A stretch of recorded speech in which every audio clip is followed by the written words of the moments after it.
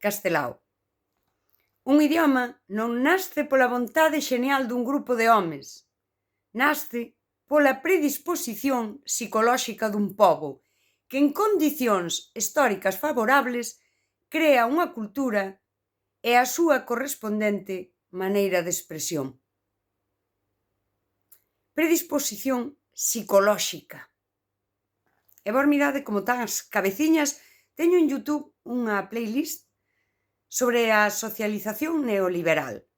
E despois, máis adiante, di: o siño diferencial da psicoloxía galega está principalmente na saudade. Esta verba é coñecida dos españois, pero somentes nós sabemos o que significa.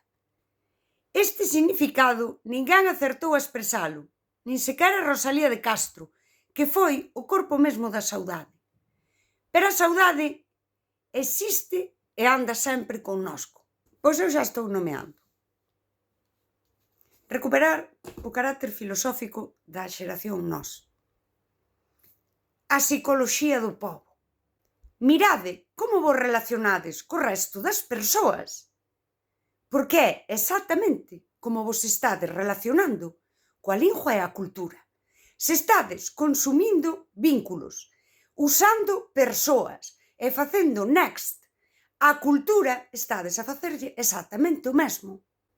Mirade se tedes a potencia creadora.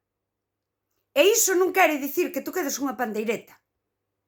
A primeira potencia creadora do pobo ten que ser crear pensamento.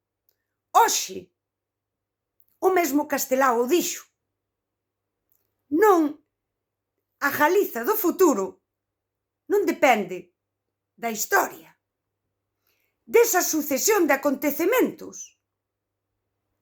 Non depende diso. Créase hoxe. E o primeiro que temos que crear é pensamento.